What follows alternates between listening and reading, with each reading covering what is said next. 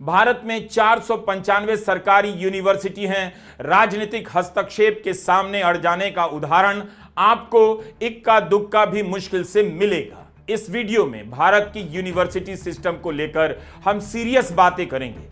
बहुत टफ है। वीडियो गोबर पर बनाएं या हार्वर्ड पर। With so much scientific temperament and care, NSUI के डूसू अध्यक्ष रौनक खत्री ने प्रिंसिपल के कमरे में गोबर लेकर पुताई शुरू कर दी है। रोहित, इस वक्त दुनिया में यूनिवर्सिटी को लेकर दो बड़ी बहसें हो रही हैं। पहली बहस, हार्वर्ड यूनिवर्सिटी ने ट्रंप के सामने झुकने से इनकार कर दिया है, और दूसरी बहस है गोबर की। यस, गोबर, गोबर, लवली गोबर की। एक यूनिवर्सिटी के लिए उसकी स्वतंत्रता क्यों इतनी बड़ी है कि वह 17,000 करोड़ रुपए के फंड के लिए ट्रंप की शर्तों को मानने के लिए तैयार नहीं। हार्वर्ड और गोबर की इस लड़ाई में एक ट्रू इंडियन की तरह हिंदी में मैं यही कहना चाहता हूं कि हार्वर्ड हार जाए और गोबर जीत जाए।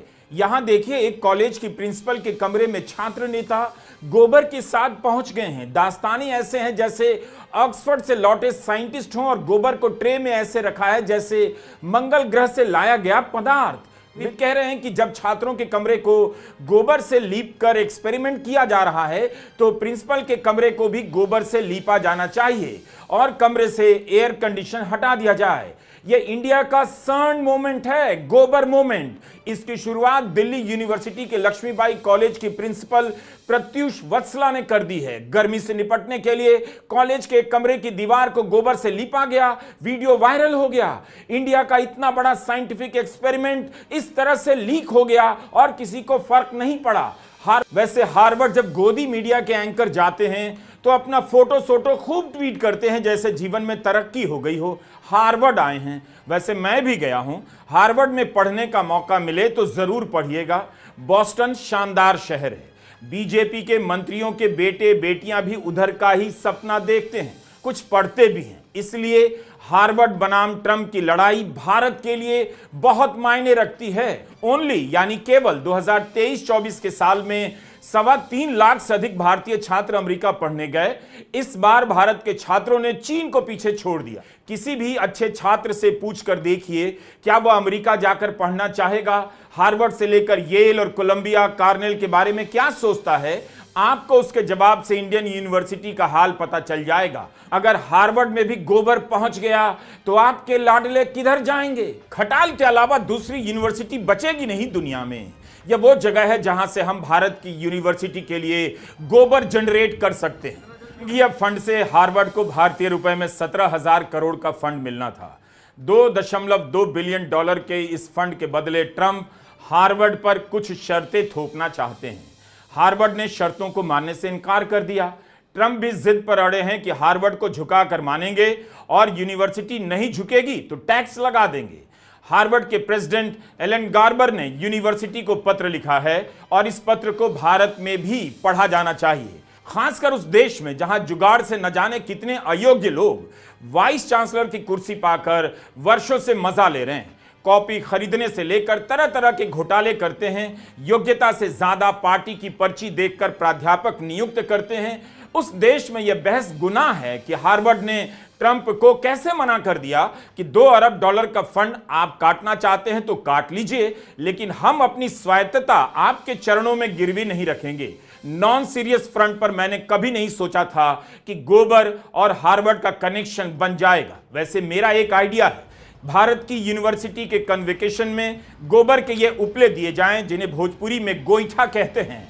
ये होनी चाहिए नए भारत की डिग्री। कला देखिए, 5 उंगलियों के खूबसूरत निशान, श्रम का सम्मान। हर छात्र को एक एक गोईठा, एक एक उपला दिया जाए। इससे प्रधानमंत्री मोदी की डिग्री को लेकर विवाद भी तुरंत बंद हो जाएगा। हार्वर्ड में 24,000 से अधिक ग्रेजुएट अंडरग्रेड छात्र पढ़ते हैं। 20,000 से अधिक फैकल्टी और स्टाफ हैं। दुनिया भर में इसके 4 लाख अलुमनस हैं, पूर्व छात्र। हार्वर्ड के प्रेसिडेंट ने एक पत्र लिखा है छात्रों के नाम, फैकल्टी के नाम और शायद दुनिया की यूनिवर्सिटी के नाम। उन्होंने लिखा है कि प्रशासन ने अपनी तरफ से कई मांगे रखी, जिसमें चेतावनी दी गई कि यदि आप सरकार के साथ वित्तीय संबंध बनाए रखना चाहते हैं तो हार्वर्ड को इन मांगों का अनुपालन करना होगा। विश्वविद्यालय अपनी स्वतंत्रता और अपने संवैधानिक अधिकारों का त्याग नहीं करेगा। सरकार की कुछ मांगों का मकसद यहूदी विरोधी भावनाओं का मुकाबला करना हो सकता है, लेकिन अधिकांश का उद्देश्य हार्वर्ड के बौद्धिक जीवन में सीधे तौर पर सरकारी कंट्रोल को बढ़ाना है। इनमें हमारे छात्रों, शिक्षकों और कर्मचारियों के दृष्टिकोणों का ऑडिट करने और उनके विचारों के कारण लक्षित कुछ छात्रों, शिक्षकों और प्रशासकों की शक्ति को कम करने की जरूरत शामिल है। हमने अपने कानूनी सलाहकार के माध्यम से प्रशासन को सूचित किया है कि हम उनके प्रस्तावित मांगों को स्वीकार नहीं करेंगे। किसी भी तरह से यूनिवर्सिटी सिस्टम पर यह पहला बड़ा संगठित हमला है।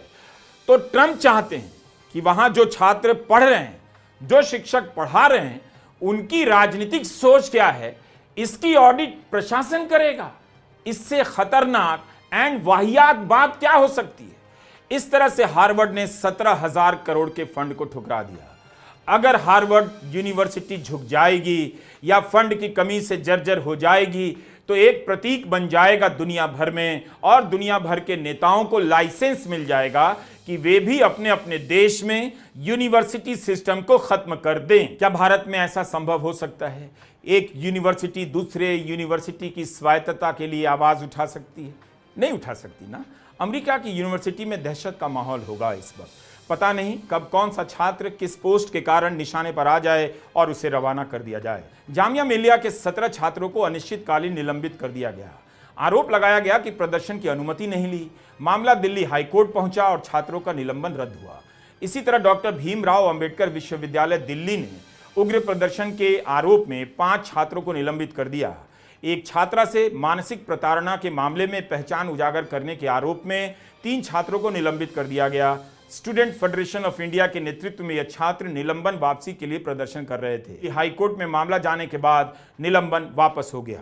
तो प्रदर्शन से किसे खतरा है, पढ़ाई से किसे खतरा है और यूनिवर्सिटी से किसे खतरा है? भारत में भी और अमेरिका में भी। NIRF की राष्ट्रीय रैंकिंग में टॉप 100 यूनिवर्सिटी में बिहार की एक भी यूनिवर्सिटी नहीं है। ये क्या है? कलंक है या पंचर है, जिसे बनाने वाला ना तो अब्दुल है ना अरविंद। क्या हम हार्वर्ड के लिए कुछ कर सकते हैं? बिल्कुल नहीं, नेवर।